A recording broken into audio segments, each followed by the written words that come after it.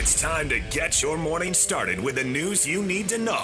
News update. This is what's trending with DJ and PK. Hashtag NFL.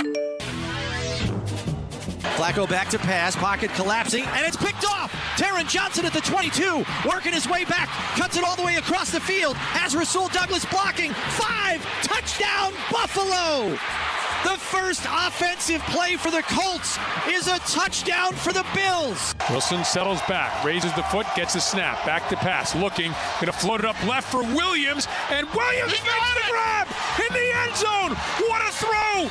What a catch! Mike Williams in his first game in a Steelers uniform has hauled in a 32-yard touchdown strike from Russell Wilson. Lutz waiting for the snap. Placement is down.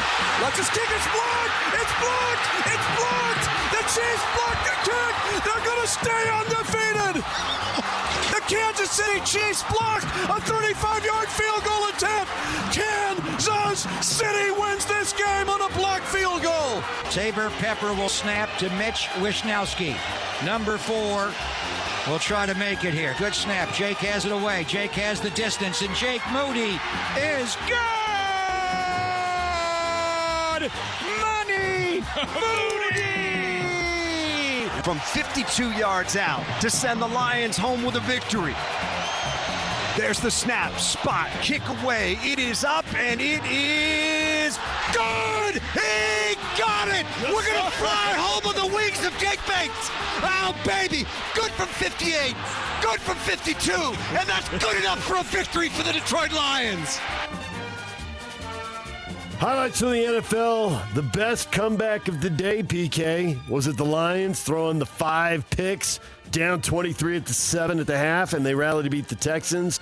The Steelers down 10 to the Commanders in the second half. They rallied to win 28-27 on the Mike Williams touchdown catch.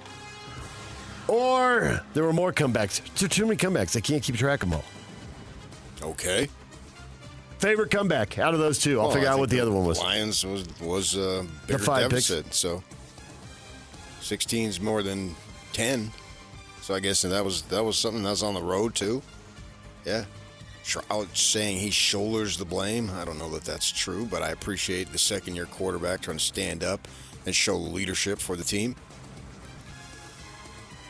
Goff, 5 picks, and they still get the win. Unthinkable. Hadn't happened in the NFL in like a decade. But there it is. Somehow Detroit overcomes all those turnovers. 33. So it's a little, let's see, the Texans became the second team since 1933 to lose a game in which they caught 5 interceptions and led by at least 15. Oof. Now that's way more than a decade. Well, you got to throw in the down 15 also. The 5 interceptions, I don't think they had that big a deficit. They didn't? Who's they? Teams were 373, 1-1 by leading at 15 with 5 interceptions. Oof. 1970, the Bears lost. Despite Johnny U throwing 5 picks. Johnny U? They threw more interceptions back in the day. Jeez, Johnny U. 7 straight wins for the Lions, who still have the best record in the NFC. It was ugly, yet it was beautiful. So, go figure. 49ers missed 3 field goals, and then Money Moody delivers the winner. I don't know, can you be Money Moody if you've missed from 44, 49, and 50?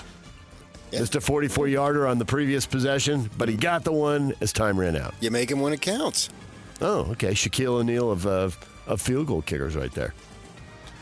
Yeah, and you got Samuel smacking the guy, but nothing will be done by that because he's a good enough player. Devo can do what he wants. He's Devo.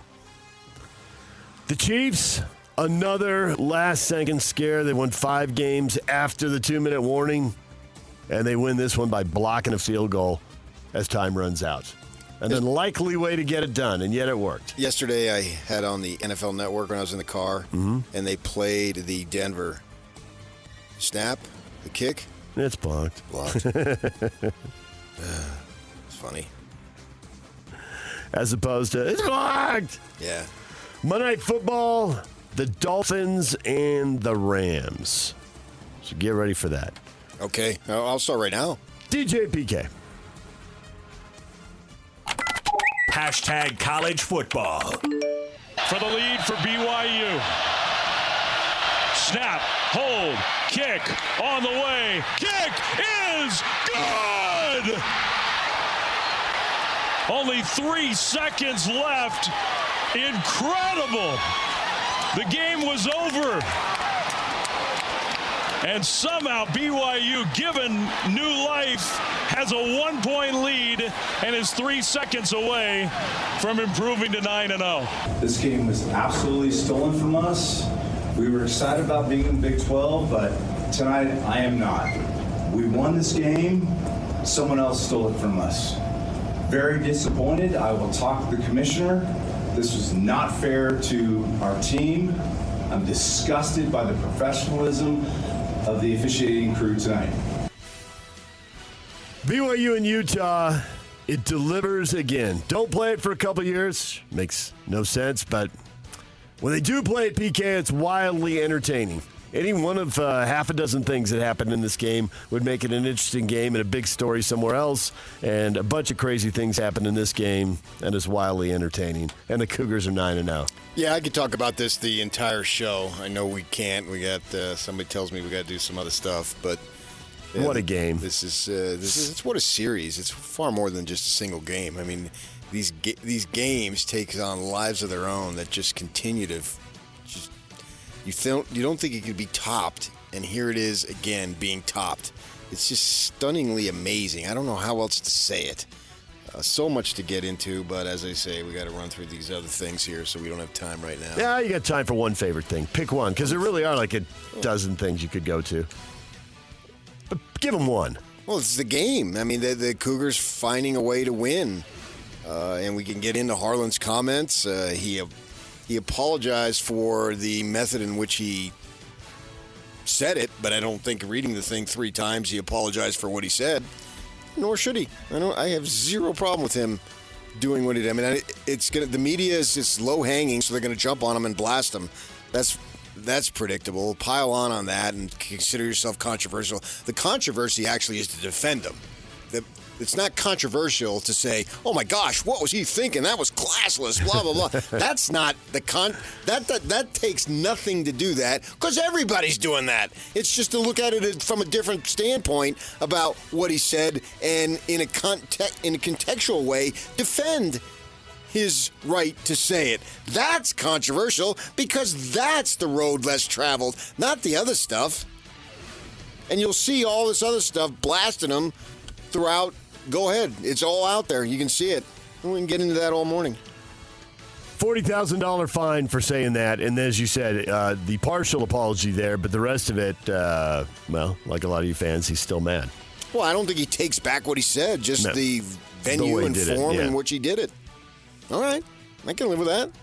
Cougars are 9-0. We were talking last week about 3 of the top 10 were on the road. 2 of the 3 got beat. There ought to be more turmoil this week because I think we're going to have 5 of the top 7 and 6 of the top 12 teams on the road. Georgia got demolished at Ole Miss. Miami let it slip away. Woulda, coulda, shoulda, but didn't against Georgia Tech. They had chances throughout the game, but they ended up losing 28-23. So we'll see how far they get dropped Tuesday night in the committee rankings, but they take a big drop in the AP top 25, dropping 8 and 9 spots. I'm going to take a big drop today myself. Hey, now.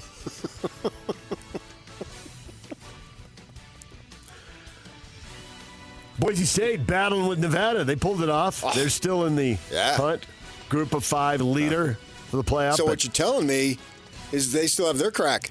28-21. That's a true story. They still do. Maybe they have a crack at being one of the top 4 ranked conference champs, depending on how things play out in the ACC and the Big 12. I don't see it. Probably not. I mean, obviously, Boise State has their crack. Boom, there it is. Not for the first time, not for the last time. How about Colorado? How about all them? alone in second place after beating Texas Tech. They came from behind in that game. They were down 13 early, but they end up winning 41-27. That was a great win, man. One of the better wins in the conference this year. No question about it. On the road, obviously.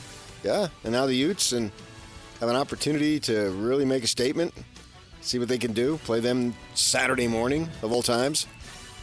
10 a.m., go from 8:30 to 10 a.m. But yeah, you got to look at the Buffs and say, way to go, man. Results speak for themselves many times. 7-2 now. Yeah, and they only have the one loss. One conference loss because Nebraska got them in a non-conference game. Right. Indiana stayed undefeated, but man, they really struggled with Michigan. They win 20-15. They've had a bunch of blowout wins, so they're still undefeated, but they got Ohio State limited 2 weeks. They should drop because their big reason for being as high as they were was their margin of victory. And 5 points, I don't believe is that big. You got to stay consistent in your logic there, guys. Nope, they don't. Well, we'll see. It hasn't come out yet. DJ and PK. Hashtag Utah Jazz. The game was never out of hand one way or the other, so it was good for our team to feel that, where you're up 4, then you're down 2. You're up 6, then you're down 1. It stayed in that area, and so it's great for our team to feel that, like, where every possession has this weight to it. I think anytime you can be in that environment, it helps your team grow. Being in that environment on the road adds even more to it, and I thought for the most part the guys handled it really, really well. The Jazz get their second win of the year. They beat San Antonio 111-110. The Spurs with a late three-pointer to turn the 4-point game into a 1-point game. But the Jazz get win number 2, and now they come home to face the Phoenix Suns, who lost in overtime to the Kings last night, but are tied for the best record in the West. But they don't have Kevin Durant right now. He's out with a calf strain for a couple weeks. Yeah, Nurkic went out, too. He didn't play in the second half, so that's 2 of their 5 starters. So that's a different Suns team than what has been there that they'll see tomorrow in this cup spiel that they try to jack up. I give them credit for doing it. It just doesn't hold water. In the moment, it's okay, which is good enough. It doesn't hold up over the course of the season. Nobody remembers it 2-3 weeks after it's done. But what the heck, why not try something? You're getting buried in terms of publicity this time of year anyway, so why not? Give it a shot. The Lakers won the first one and fired their coach. So here comes the second NBA Cup. This will be the start of group play Tuesday night. DJ and PK. Hashtag NBA. Well, the big news in the NBA, Chet Holmgren, pelvic fracture. He fell in the Oklahoma City's 127-116 loss to the Warriors. He's going to be out 8 to 10 weeks. And then I guess we'll get the reevaluation then and see how he's doing. But say goodbye to Holmgren for a couple months. They were off to an 8-2 start. They're tied for the best record in the West, but missing Chet as he has his second major injury in 3 years. Yeah, I think they were off to an 8-0 start, weren't they? And then the losses came, including losing that game to the Warriors now. They were the last undefeated team in the West. Also, Anthony Davis led the Lakers. They beat the Raptors 123-103. But he left with a left eye injury. He got hit by Jakob Poeltl's hand. So he'll be evaluated by an ophthalmologist. He's got some swelling. Yawking on AD's eye. DJ and PK. Hashtag college basketball. A lot of blowouts as expected. Utah State picking up some easy wins, but BYU, were you surprised by how close the UC Riverside game was? Oh, I don't think you can underestimate the Mudcats. The Mudcats? The Mudcats. Yeah. Come on, man. The Highlanders. Put some respect on that name. I mean, an individual game. I have a vote in the college basketball selection committee, so I'm not going to punish him for margin of victory. But, man, the Jazz losing really bummed me out because get as high as you can because if you don't get flagged, how about my guy Igor, I guess they're calling him. I mean, this guy's a player. He's a really good player. It's going to be fun to watch him. I don't see there's any way how he would come back next year, but enjoy him while you can. He's clearly the best player on the floor virtually every time he takes the floor. Now, it's only been 2 college games, and the Big 12 season will be fun when we get there in January. But he is just an amazing player, and already I'm falling in love watching him play. Did you watch your Devils and Gonzaga last night? I did not. Right. I'm not a big basketball fan for them. Gonzaga at home wins it 88-80. It was tight late, but Gonzaga gets it done at home. You must have, because it's not on the roundup here. I did watch a little bit of the end of it. DJ and PK. Hashtag Major League Baseball. Are you ready for another bidding war for another sensational player from Japan? Roki Sasaki expected to be posted, they say. 23 years old, only eligible to sign a minor league contract due to his age and MLB rules. These rules, who came up with these rules? I don't know. I don't exactly know how they work. So what is going on? Don't they just have it like the basketball, man? Everybody's there, and if you want to draft him, you can draft him. We'll see how good he is. DJ and PK. Hashtag golf. Austin Eckroat, 9 under to win the Worldwide Technology Championship by 1 stroke. He goes 9 under in the final round to finish at 24 under. Patrick Fishburne tied for 12th at 16 under. Zach Blair tied for 45th at 9 under. So the locals make a little money. Do you know much about Austin Eckroat? I do not know anything about Austin Eckroat. He's a heck of a golfer. Okay. You got anything else? Can really drive the ball. DJ and PK. Short game is good. Okay. Hashtag NHL. Utah Hockey Club needs to stop playing last place teams. It's not going that well. They blew a 4-1 lead and lost to the Sharks in overtime. That's the last place team in the Pacific Division. They go on the road. They wrap up the road trip this weekend. They're at Nashville, the last place team in the Central Division, their own division. And they get shut out 4-0 to wrap up the road trip. Utah Hockey Club off until Wednesday when they take on Carolina. Doesn't make any sense, PK. They've lost to 2 last place teams. But this is who this team is, basically, now. I think we'll see this the rest of the season, which isn't that bad. As long as we see some bright spots, and I think so far we've seen enough bright spots, and everyone's still in the honeymoon phase anyway, so it's almost like the results don't even care. 15 points through 15 games, which is an improvement over last season. I mean, Slight. they care. I'm not saying they don't care. Right. But I think we as fans, we're just excited to Hey, have let's him go here. to a game. And it seems like at least every week, if not 3-4 times a week, I have somebody say, hey, I went to the game. Yeah, I really enjoyed it. I mean, I heard it just Saturday. And I think that's the important thing from the fan perspective right now. The team is trying to develop something. That's their job and to do all that. But from the fan base and the community, I've heard that. Yeah, they're sampling NHL hockey the first time, and they're liking the experience. Right. It's a beginning. Right. But you got a new league in town, and you've seen minor league hockey for years, but you're paying major league prices now. And as long as they win enough They'll this be time around, right? Which they are. I mean, they've had some wild inconsistencies. Sure, it reminds me of sort of RSL season. They got hot for a bit, and then they made changes, and then you never really know what's going to happen when you go to the stadium or the whatever you want to call it, the arena in this case. Yeah, and so, but by and large, people are coming away from it enjoying the experience. Wednesday, Carolina Hurricanes at the Delta Center. They got a few days off before that game. That is what is trending. There are the headlines. DJ and PK. It's brought to you by Shamrock Plumbing. There's no job too big or too small. Get the personal touch with Shamrock Plumbing. Nate Dreiling, Aggie football coach, will join us next to talk about the game at Washington State. Darius Lassiter, BYU wide receiver at 8 o'clock. Corinne Reed, Ute linebacker at 9:30. Lots more on the Utes and the Cougars next right here in the Zone.